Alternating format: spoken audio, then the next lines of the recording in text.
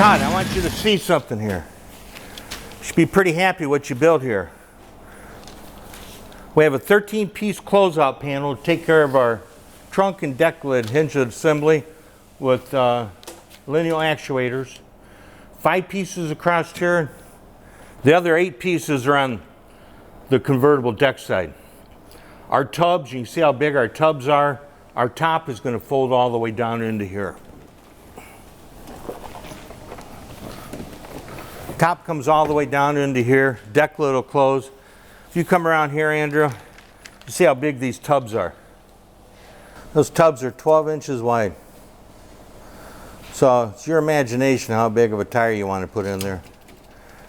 Big tubs, big tires, convertible top, and a big person sitting down inside this car. All the closeout panels are made. Now we have 13 more molds to make. Right now we're at 40 molds on this conversion to put a LP inside of this car, a cooler back here if you choose to, golf clubs back here if you choose to, shotgun if you want to go duck hunting if you choose to, and your waders. You got plenty of room.